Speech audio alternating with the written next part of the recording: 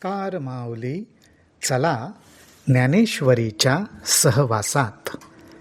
ज्ञानेश्वरी अध्याय 6 मधील 418 ते 429 ओव्यांच्या सहवासात आपण जाऊया. अर्जुनाने भगवंतांना प्रश्न विचारला की हे देवा, ह्या मनाला ताब्यात आणणं एवढं सोपं आहे का? हे मन जर ताब्यात आलं आणि आम्हाला साम्य बुद्धी ही स्थिती प्राप्त होईल तर हे असं घडणं अवघड वाटतंय. अर्जुनाने अत्यंत प्रामाणिकपणे भगवंतांना आपल्या मनातली शंका विचारली. आता भगवंत अर्जुनाला काय सांगतात ते आपण बघूया. तब कृष्ण म्हणती साचची, बोलत आहासे ते तैसेंची, यया मनाचा कीर चपळची स्वभावोगा. तेव्हा प्रत्यक्ष कृष्ण म्हणतात की अर्जुना, तू म्हणतोस ते खरंच आहे. खरं पाहायला गेलं तर ह्या मनाचा स्वभाव कसा तर अत्यंत चपळ. मन अत्यंत चपळ आहे, हा मनाचा स्वभावच आहे.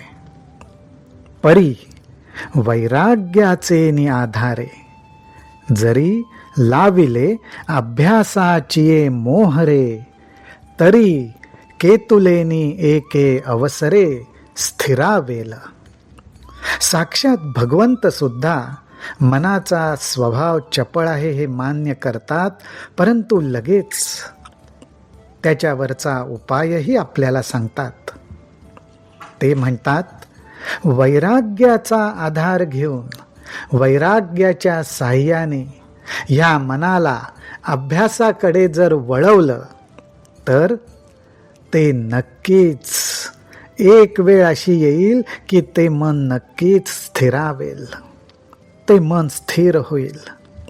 माऊली हो, ह्या ठिकाणी भगवंत स्पष्टपणे आपल्याला ह्या दोन गोष्टी सांगतायत की वैराग्य आणि अभ्यास योग, ह्या दोन गोष्टींच्या साहाय्याने मन स्थिर होऊ शकतं. अभ्यासासाठी वैराग्याचं सहाय्य मिळणं आवश्यक आहे आणि वैराग्य साधण्यासाठी आपण निश्चय करणं आवश्यक आहे. का जे यया मनाचे एक निके, का जे यया मनाचे एक निके, जे हे देखिले गोडीचिया ठाया सोखे, म्हणोनी अनुभव सुखची कवतिके दावीत जाईजे. भगवंत ह्या ठिकाणी आता आपल्या मनाचा एक चांगला गुण आहे, तो चांगला गुण, त्या गुणाकडे आपलं लक्ष वेधतायत. भगवंत म्हणतात की अहो, हे मन जरी चपळ असलं ना तरी ह्या मनाच्या ठिकाणी एक चांगला गुण आहे. ते काय तर त्याला जी गोष्ट आवडते, ह्या मनाला जी गोष्ट आवडते त्याची ज्याला गोडी लागते, मनाला ज्या गोष्टीची गोडी लागते तेथे ते आपणहून जाऊन चिकटतं. ज्याप्रमाणे एखाद्या माशीला साखरेचा पाक चाखला की त्याची जी गोडी लागते, ती माशी फिरून फिरून परत त्या पाकावर येऊन बसते. त्याचप्रमाणे मनाचं आहे. मनाचा हा स्वभावच आहे की एखाद्या गोष्टीची गोडी लागली की तिथे येऊन ते चिकटायला लागलंच. म्हणून भगवंत म्हणतात, म्हणोनी अनुभव सुखची कवतिके दावीत जाईजे. जसा आपल्याकडून अभ्यास व्हायला लागतो, नामस्मरण व्हायला लागतं, उपासना व्हायला लागते, त्यातून जो अनुभव यायला लागतो त्या अनुभवाचं सुख मन चाखायला लागतं आणि हळूहळू त्याला त्याची गोडी लागायला लागते. मनाच्या ह्या गुणाचा आपल्याला उपयोग करून घ्यायचा आहे.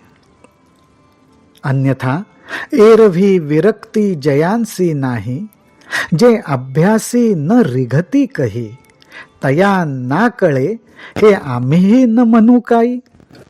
भगवंत म्हणतात अर्जुनाला, पण अर्जुना, ज्यांच्या ठिकाणी विरक्ती नाही, अर्थात विषय आणि वासनांपासून स्वतःला दूर करण्याचा जे प्रयत्न करत नाहीत, असा प्रयत्न न करता त्याचबरोबर जे अभ्यासही करत नाहीत, त्यांना हे जमणार नाही. त्यांना हा अभ्यासयोग, युक्तियोग, नामयोग जमणार नाही. हे आम्हीही मान्य करतो, हे आम्हीही मान्य करतो, असं साक्षात भगवंत म्हणतायत. लगेच भगवंत पुढे म्हणतात, परी यम नियमांची या वाटा न वचिजे, कही वैराग्याची से न करीजे, केवळ विषय जळी ठाकीजे बुडी देऊनी. भगवंत म्हणतात, यमनियमांच्या वाटा न चालता, यमनियमांच्या म्हणजे स्वतःला कुठल्याही नियमात न बांधता, कुठलाही उत्तम संकल्प न करता, की ज्याच्यामुळे आपली साधना होईल, नामस्मरण होईल, असा कुठलाही प्रयत्न करायचा नाही. आणि त्याचबरोबर वैराग्याला सुद्धा मान द्यायचा नाही, वैराग्याची आठवण सुद्धा करायची नाही.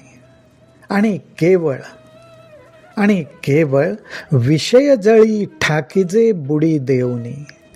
ज्ञानोबाराय म्हणतात की हे विषयरूपी पाणी, ह्या विषयरूपी पाण्यामध्येच जे बुडी मारून राहतात, म्हणजे सारखा विषयांचाच आनंद घेत राहतात, त्यांना हे जमणार नाही. हे आम्हीही मान्य करतो. यया जालिया मानसा कही, युक्तीची कांबी लागली नाही, तरी निश्चळ होईल काही, कैसे निसांगे. अरे हे मन निश्चळ होणं कसं शक्य आहे, जर का ह्या मनाला युक्तीची गोडीच लागली नाही, जर का या मनाला युक्तीची सवयच लागली नाही, युक्तियोगाने हे मन स्थिर करण्याचा आपण कधी प्रयत्नच केला नाही, तर हे मन स्थिर होणार तरी कसं? शक्यच नाही.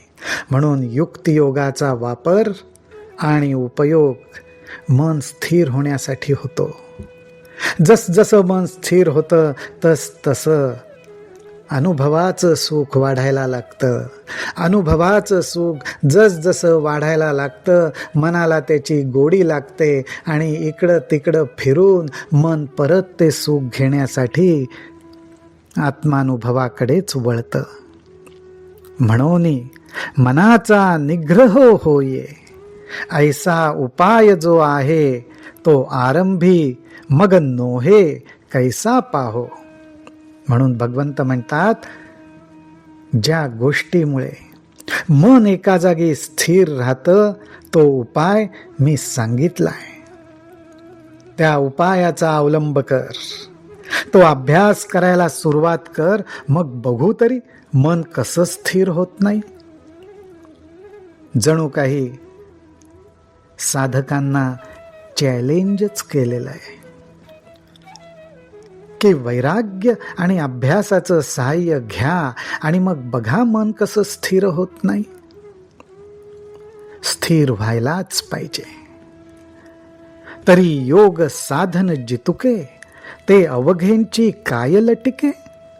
भगवंत इथे प्रश्न विचारतात, नाहीतर आजपर्यंत जे काही म्हणून योग साधन सांगितलंय, योग आणि साधन म्हटलं तर दोन शब्द आहेत. योगाभ्यास आहे, साधनाभ्यास आहे. हे जे काही सांगितले ते काय खोटे आहेत का? ते अवघेची काय लटिके. परी आपण पया अभ्यासू न ठाके हेची म्हणे. इथे भगवंत स्पष्टपणे म्हणतात, परंतु आपल्यालाच अभ्यास करायचा नाहीये, हेच काय ते खरं आहे. परी आपण पया अभ्यासू न ठाके हेची म्हणे. हे स्पष्टपणे भगवंत म्हणतात की एकतर आपल्याला अभ्यास करायचा नाहीये किंवा करायची इच्छाच नाहीये, त्यामुळेच मन स्थिर होण्याचा अनुभव येत नाही. अंगी योगाचे होय बळ, तरी मन केतुले चपळ.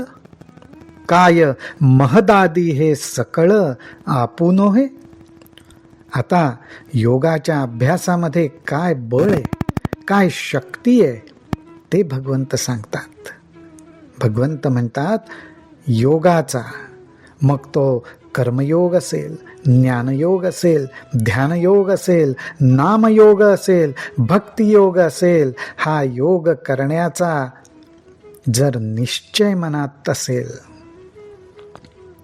अंगी योगाचे होय बळ, तरी मन केतुले चपळ. जर मनामध्ये हा निश्चय असेल तर त्याच्या पुढे मनाचं चपळपण ते काय. ह्याचाच अर्थ असा की योग करण्याचा निश्चय आपल्या मनात असेल तर त्या ठिकाणी मनाच्या चपळपणाला आवर आपोआप बसतो. मनाच्या चपळपणाचं त्याच्या पुढे काही चालत नाही. काय महदादी हे सकळ आपुन हे. इथे परत भगवंतच प्रश्न विचारतात. ते म्हणतात, अशा प्रकारे योगाचा अभ्यास केला तर महदादी म्हणजे सर्व तत्व, सर्व ब्रह्मांड, सर्व त्रैलोक्य आपल्याला स्वाधीन होत नाही का? कारण योगाभ्यासाने कोणी काय मिळवलं, कुठल्या गोष्टींवर जय मिळवला, ह्या सामर्थ्याच्या गौरवाच्या अनेक गोष्टी आहेत. म्हणूनच भगवंत म्हणतात, काय महदादी, महद्ब्रह्म आदी हे सकळ आपुन हे. आपल्या स्वाधीन होत नाही का? आता अर्जुन विचार करतात. भगवंताचं हे बोलणं ऐकून अर्जुन विचार करतो आणि म्हणतो, तेथ अर्जुन म्हणे निके, देवो बोलती ते न चुके. साच योग बळेंसी न तुके मनोबळ. अर्जुन म्हणतो की खरंच देव जे म्हणतायत, भगवंत जे म्हणतायत, ते खोटं नाही, ते खोटं नाही, खरोखरच ते पूर्ण सत्य आहे. आणि योग सामर्थ्यापुढे मनाचं सामर्थ्य ते काय, योग सामर्थ्यापुढे मनाचं सामर्थ्य ते काय. न तुके मनोबळ म्हणजे जणू काही मनोबळ आणि योगबळ यांची बरोबरी होऊच शकत नाही. तरी तोची योगू कैसा केवी जाणो, आम्ही येतुले दिवस याची मातुही नेणो. म्हणोनी मनाते जी म्हणो अनावर. या ठिकाणी अर्जुन परत एकदा अत्यंत प्रांजळपणे आपली भूमिका भगवंताला स्पष्ट करतो की भगवंता, मन हे अनावर आहे असं मला का वाटलं? कारण इतक्या दिवसांमध्ये हा योग कसा असतो, त्याचा अभ्यास कसा करायचा, वैराग्य, अभ्यास, युक्तियोग ह्या गोष्टींचा वापर कसा करायचा, हे एवढ्या दिवसात आम्हाला माहितीही नव्हतं. म्हणून मन अनावर आहे हाच आमचा विश्वास. हा आता अघवेया जन्मा, तुझेनी प्रसादे पुरुषोत्तमा. योग परिचयो आम्हा जाहला आजी. आता भगवंतांच्या ठिकाणी अर्जुन कृतज्ञता प्रगट करतो आणि म्हणतो की हे भगवंता, केवळ तुझ्या कृपा प्रसादामुळेच, तुझ्या कृपा प्रसादामुळेच हे पुरुषोत्तमा आम्हाला या जन्मामध्ये योगाचा परिचय घडला. हा तुझाच प्रसाद आहे. आणि आपल्या सर्वांवर ज्ञानोबारायांची कृपा आहे की शब्द ब्रह्माच्या साह्याने ज्ञानोबारायांनी शब्द ब्रह्माच्या साह्याने हा प्रसाद आपल्या सर्व साधकांच्या ओंजळीत टाकला आहे. रामकृष्ण हरी, रामकृष्ण हरी, रामकृष्ण हरी.